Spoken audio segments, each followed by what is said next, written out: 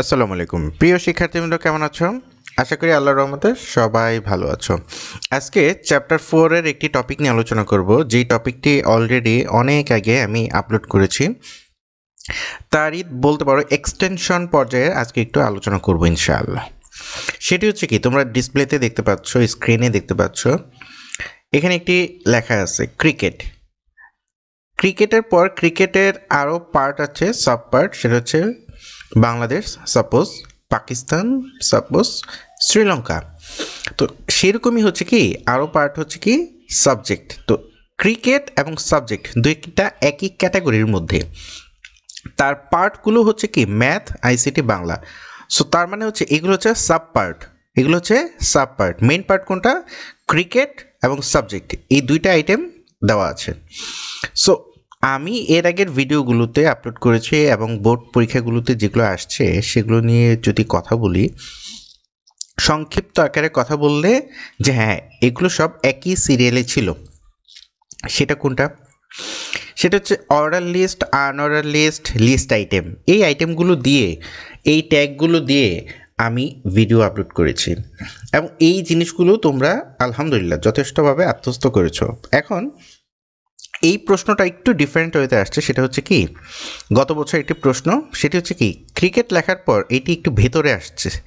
এটা হচ্ছে এই লাইন বরাবর অ্যালাইনমেন্টটা ঠিক রাখে নাই, এই অ্যালাইনমেন্টটা ভেতরে চলে আসছে। তো সো এই অ্যালাইনমেন্টের কাজটা কীভাবে করবে সেটা নিয়ে করতেছি।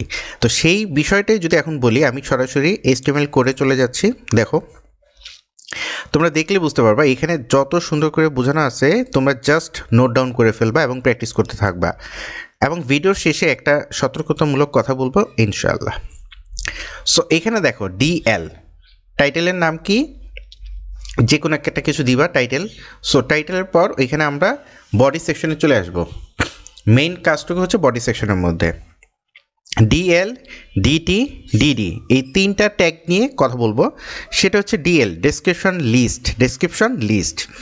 তারপর DTতে কি হচ্ছে? Description title. এখানে টাইটেল তোমরা টেক্সট টাইটেল যেটাই বলো, সো মূলত হচ্ছে এখানে ডেসক্রিপশন টাইটেল এই নামে থাকবে। তো ডেসক্রিপশন টাইটেলের পর হচ্ছে কি DD ডেসক্রিপশন ডিটেলস। এখানে অনেকে তোমরা এটাকে মনে রাখবে এভাবে, ডেসক্রিপশন লিস্ট আকারে, ডেসক্রিপশন লিস্টগুলো যেগুলো থাকবে সেগুলো হচ্ছে ডেসক্রিপশন ডিটেলস। সো আইটেম কয়টা হচ্ছে? তিনটা। একটা হচ্ছে DL description list, DT description title, তারপর DD ডেসক্রিপশন ডিটেলস। এই হচ্ছে তিনটা নামে। তারপর অ্যাজ ইউজুয়াল যেটা আছে OL টাইপ যদি থাকে এখানে টাইপ দিয়ে দিবা, হয়ে যাবে। যেমন এখানে সাবজেক্টের মধ্যে দিয়ে দিবা, ঠিক আছে। আনঅর্ডার লিস্ট টাইপ হচ্ছে সার্কেল। এগুলো তোমরা জানো, এইগুলো নিয়ে অনেক ভিডিও আপলোড করা আছে আমার ইউটিউব চ্যানেলে, দেখতে থাকো। এছাড়া এখন যে সতর্কতামূলক যে কথাটি বলার কথা ছিল সেটি হচ্ছে কি, তোমরা যদি এই DL, DT, DD এটা যদি দিতে না চাও বা দিতে না পারো বা বুঝতে না পারো, তাহলে কি করবা? ওই যে as usual OL type, order list, unorder list, list item, এই তিনটা ট্যাগ দিয়েও তোমরা কাজগুলো 100% করে ফেলতে পারবা। মানে 100% মানে কি, ফুল মার্কস পেয়ে যাবা, কোনো অসুবিধা নাই। তোমার কলেজের টিচারের সাথে কথা বলে সেই বিষয়টা আরও আশ্বস্ত হবা, যেহেতু নিজেও আমি কলেজের টিচার ইনশাল্লাহ। সো এক্ষেত্রে বোর্ড এক্সামিনার ফুল মার্কস দিয়ে দিবে, কোনো অসুবিধা নেই। কারণ একই প্রশ্ন একটু ভিন্ন ভিন্নভাবে আসতে পারে, খুব সিমিলার ওয়েতে। সো তার জন্য ট্যাগ চেঞ্জ হয়ে যাচ্ছে। সো এটা নিয়ে ভয় পাওয়ার বা ঘাবড়ানোর কিছু নেই। পরীক্ষা এমন করবা না যে হ্যাঁ এটা অ্যান্সার করবা না, বিষয়টা এমন না।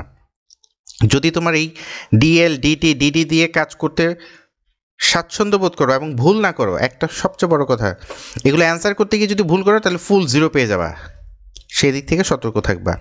আশা করি সম্পূর্ণ বিষয়টা বোঝাতে সক্ষম হয়েছি। সবার জন্য দোয়া এবং শুভকামনা রইল। আজকে এই পর্যন্তই। সকলকে আসসালামু আলাইকুম।